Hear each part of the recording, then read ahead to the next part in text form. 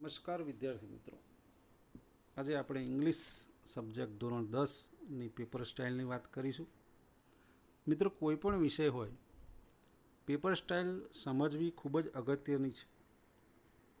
ક્રિકેટનું મેદાન હોય કે યુદ્ધનું મેદાન હોય, વ્યૂહરચના થકી જ સફળતા મેળવી શકાય છે. પેપર સ્ટાઇલ સમજીએ તો જ આપણે કોઈપણ વિષયમાં ધારા માર્ક મેળવી શકીએ છીએ. પેપર સ્ટાઇલ સમજ્યા પછી ક્યાં કેટલો ભાર આપવો, કેટલી મહેનત કરવી, શું ઓમિટ કરવું, શેમાં વધારે પ્રેક્ટિસની જરૂર છે, એ મિત્રો આપણે નક્કી કરી શકીએ છીએ અને એના થકી જ આપણે જે તે વિષયમાં વધારે માર્ક્સ મેળવી શકીએ છીએ. તો ચાલો મિત્રો, આપણે ઇંગ્લિશ પેપર સ્ટાઇલ જોઈએ.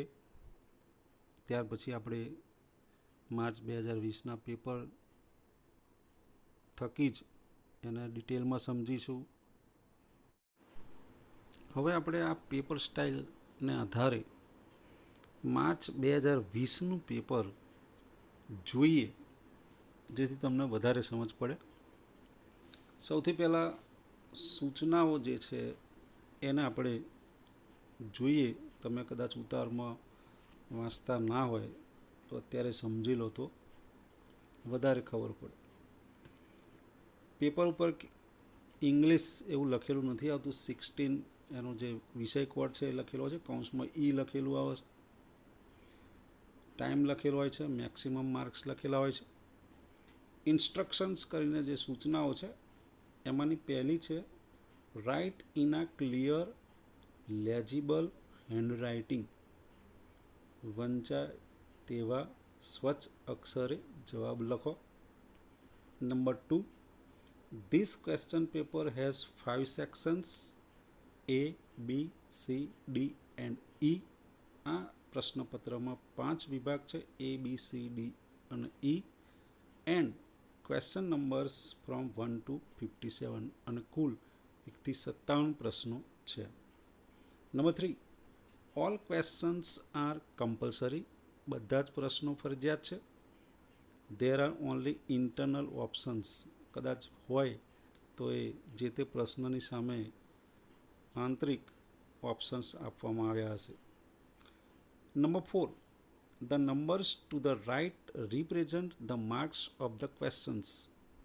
જમણી બાજુએ જે અંક લખેલા છે જે તે પ્રશ્નના માર્ક્સ દર્શાવે છે. Number 5, draw neat diagram wherever necessary. જરૂર જણાય ત્યાં સ્વચ્છ આકૃતિ દોરવાનો પ્રયત્ન કરો. New section should be written in a new page. જે વિભાગ લખો એ હંમેશા નવા પાને લખવું. Write the answers in numerical. અને આ વિભાગની અંદર આવતા પ્રશ્નો ક્રમાંકમાં લખો, નંબર વાઇઝ. તો મિત્રો, આ હતી પેપરમાં આપેલી સૂચનાઓ. હવે આપણે એને વિભાગવાર જોઈશું. પ્રશ્નપત્ર જે છે મિત્રો એ 80 ગુણનું હોય છે, એટલે એને બ્રેકઆઉટ જોઈ લેવાનું. પહેલાં મેઇન ટેક્સ જે છે એમાંથી 20 ગુણનું પૂછાય છે.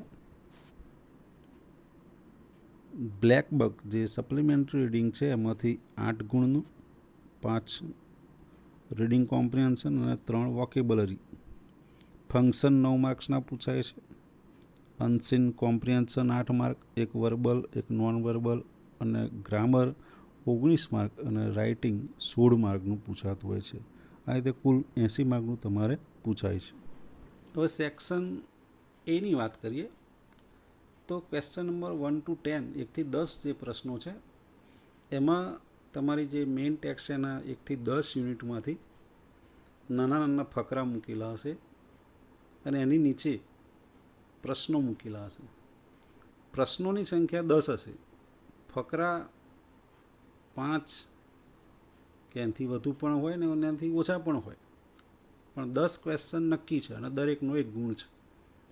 WH પ્રકારના પ્રશ્નો પૂછાતા હોય છે. ત્યાર પછી ક્વેશ્ચન નંબર 11 શોર્ટ નોટ સ્વરૂપે આવે છે. 2 શોર્ટ નોટ આપેલી હોય છે અને ક્લૂઝ પણ આપેલી હોય છે એમાં પ્રશ્નો સ્વરૂપે, જેના આધારે તમારે ટૂંક નોંધ લખવાની હોય છે. એ પણ તમારે યુનિટ 1 to 10માંથી પૂછાતી હોય છે. એના 3 ગુણ હોય છે. ત્યાર પછી ક્વેશ્ચન નંબર 12 to 15 12થી 15 ટ્રુ ફોલ્સ પૂછાતું હોય છે. ખરા કે ખોટા વિધાન લખવાના છે. આ પણ યુનિટ 1 to 10માંથી જ પૂછાતી હોય છે અને 4 ગુણના પ્રશ્નો હોય છે. આ રીતે તમારો જે સેક્શન એ છે કુલ 17 ગુણનો હોય છે, 17 માર્ક્સ. હવે વાત કરીએ સેક્શન બીની. ક્વેશ્ચન નંબર 16 to 18 16થી 18 પ્રશ્નો. અહીંયા તમારી મેઇન ટેક્સ્ટમાંથી જે 4 પોએમ્સ છે એમાંથી કોઈ પણ એક પોએમની પંક્તિઓ મૂકેલી હશે અને એમાંથી તમારે 3 પ્રશ્નોના જવાબ આપવાના હોય છે. કુલ ગુણ 3 હોય છે એના. ત્યાર પછી ક્વેશ્ચન નંબર 19 to 23 19થી 23 એ તમારી SR સપ્લિમેન્ટરી રીડિંગ બ્લેક બુકમાંથી એક પેરેગ્રાફ મૂકેલો હશે. નીચે પ્રશ્નો હશે, એના જવાબ તમારે વાંચીને સમજીને લખવાના હોય છે. 5 ગુણ. ક્વેશ્ચન નંબર 24 to 27 અહીંયા નોન વર્બલ કોમ્પ્રિહેન્શન આવે છે. ચિત્ર સ્વરૂપે આવે, ગ્રાફ સ્વરૂપે આવે, ટિકિટ હોય, ટાઈમ ટેબલ હોય, જે સમજીને વાંચીને નીચે 4 પ્રશ્નો હશે એના જવાબ તમારે લખવાના હોય છે. આના 4 ગુણ છે. ક્વેશ્ચન નંબર 28 to 31ની અંદર ડાયલોગ કે કોઈ વ્યક્તિનું ઇન્ટરવ્યૂ મૂકેલું હોય એને વાંચવાનું, સમજવાનું, નીચે આપેલા પ્રશ્નોના જવાબ તમારે એમાંથી શોધીને લખવાના હોય છે. આ 4 ગુણનું છે. ટોટલ ક્વેશ્ચન બી છે 16 માર્ક્સનો પૂછાતો હોય છે. સેક્શન સીની વાત કરીએ હવે આપણે. ક્વેશ્ચન નંબર 32 to 34 32થી 34 પ્રશ્નો, જેમાં તમારે લેંગ્વેજ ફંક્શનને સેન્ટન્સ સાથે મેચ કરવાના હોય છે. સાદી ભાષામાં જોડકા જોડો. 3 ગુણનું પૂછાતું હોય છે. ત્યાર પછી આવશે ક્વેશ્ચન 35 to 37 જે ડાયલોગ આપેલો હોય છે. Complete the dialogue.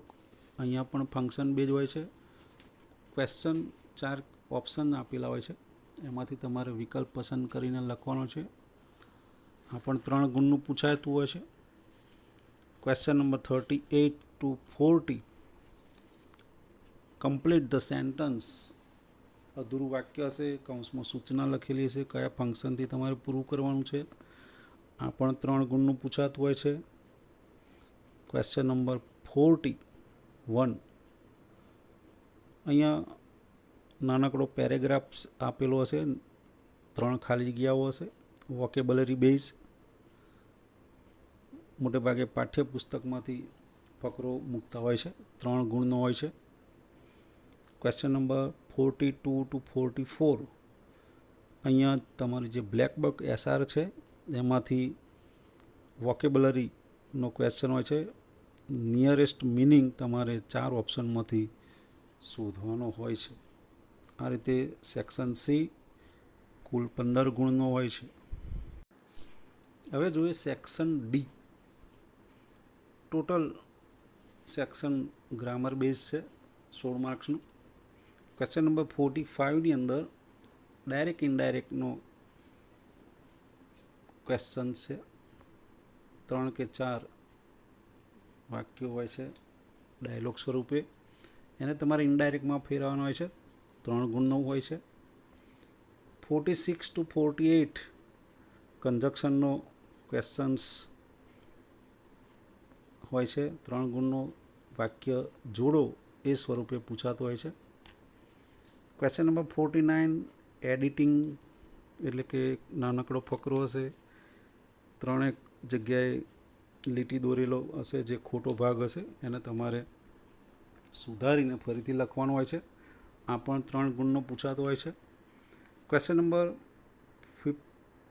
50 to 51 અથવા 50 અને 51 અહીંયા 2 નાના પેરેગ્રાફ મૂકેલા હોય છે, 3 કે 4 વાક્યના.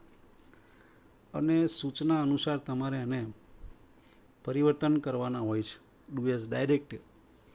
એમાં એક પેરેગ્રાફ એક્ટિવ પેસિવનો હોય છે, બીજો